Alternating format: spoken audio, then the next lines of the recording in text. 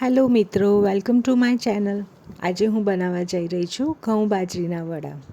તો એ વડા બનાવવા માટે મેં આ એક વાડકીનું માપ સેટ કર્યું છે. એમાં લગભગ પોણી વાડકી જેટલો બાજરીનો લોટ લીધો છે, બાજરીનો ઝીણો લોટ લીધો છે. અને એક આખી વાડકી ભરીને ઘઉંનો ઝીણો લોટ, એટલે આપણે જે રોટલી બનાવવામાં વાપરીએ એ લોટ લીધો છે. હવે આપણે આ બંને લોટને ભેગા કરી દઈશું. હવે એ લોટમાં આપણે 4 ચમચી જેટલું મોણ નાખીશું. તો વડામાં હંમેશા મોણ થોડું આગળ પડતું હોય તો જ વડા ક્રિસ્પી થાય, માટે 4 ચમચી તેલ લીધું છે. મેં શીંગ તેલ વાપર્યું છે. તમે જે બી કોઈ કુકિંગ ઓઇલ વાપરતા હો એ તમે નાખી શકો.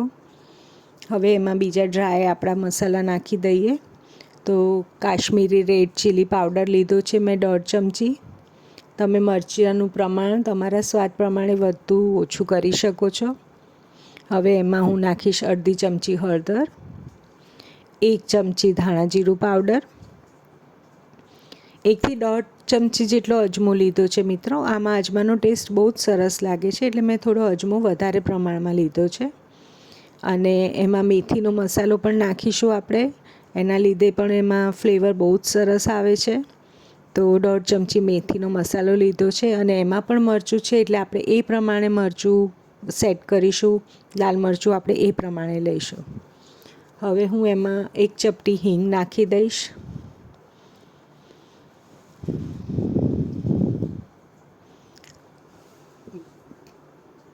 અને સ્વાદ પ્રમાણે મીઠું નાખીશું.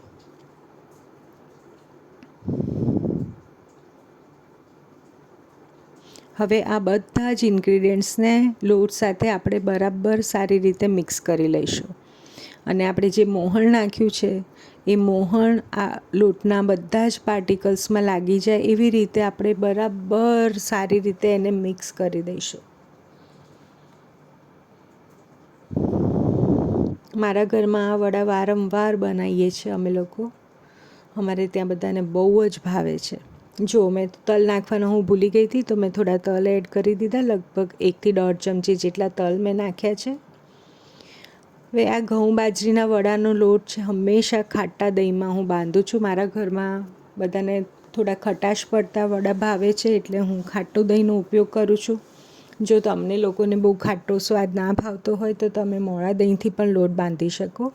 પણ એક વસ્તુનું ખાસ ધ્યાન રાખવાનું કે આમાં આપણે પાણીનો કે છાશનો બિલકુલ ઉપયોગ નથી કરવાનો. ફક્ત આપણે દહીંથી જ લોટ બાંધીશું. તો મેં ખાટું દહીં લીધું છે, તો હું અત્યારે લગભગ 4 ચમચી જેટલું દહીં નાખીને લોટ ભેગો કરું છું. પછી જરૂર હશે તો આપણે બીજું દહીં વાપરીશું. તો હું લોટ ભેગો કરી લઉં એકવાર. દહીં સાથે લોટને બરાબર મિક્સ કરી લઈએ. અને પછી આપણે સહેજ ચાખી પણ લઈશું આ સ્ટેજ પર લોટને. તો એમાં મીઠું ને બધા મસાલા બરાબર પડ્યા છે કે નહીં એનો ખ્યાલ આવી જાય.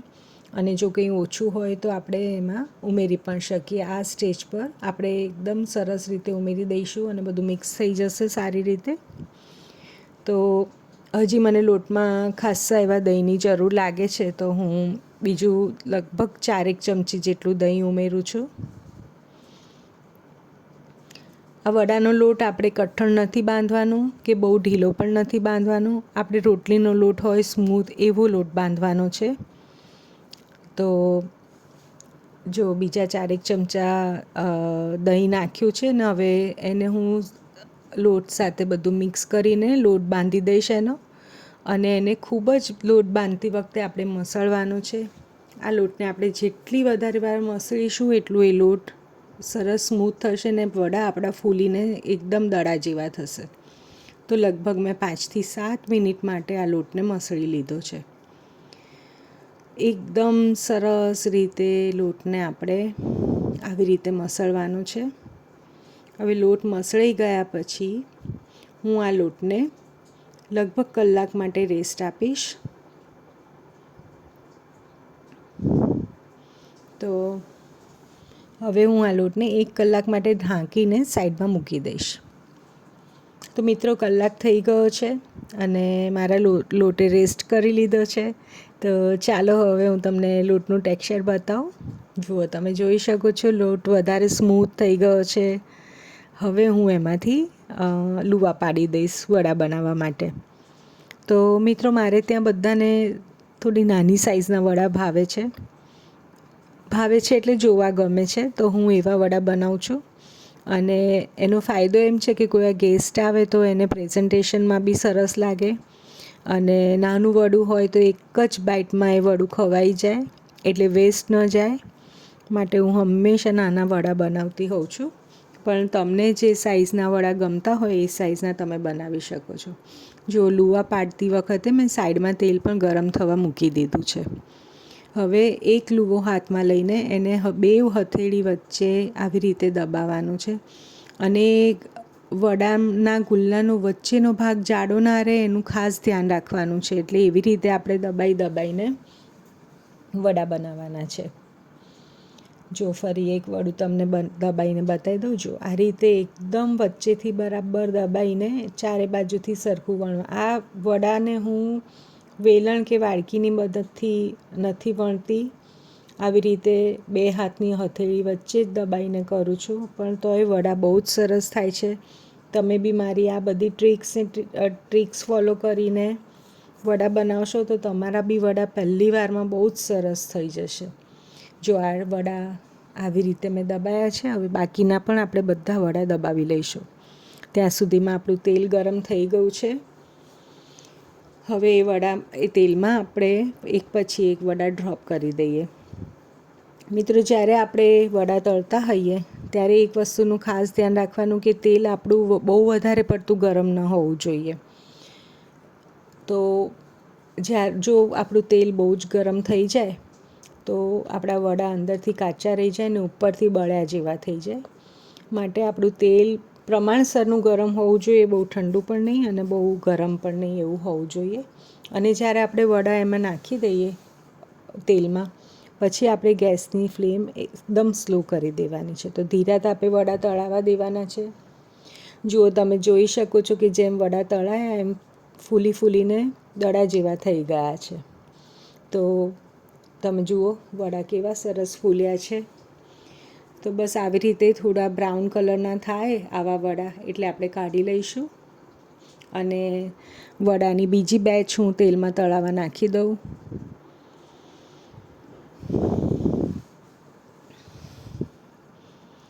બસ આવી જ રીતે મિત્રો આપણે બધા જ વડા તળી લેવાના છે.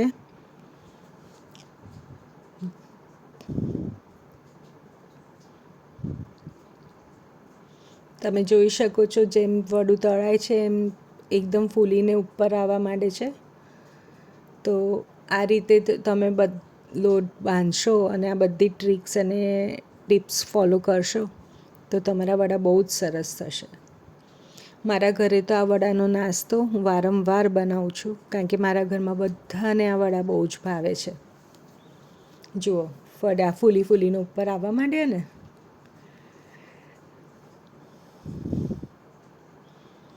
જો આવી રીતે સરસ વડા તળાઈને તૈયાર થઈ જશે.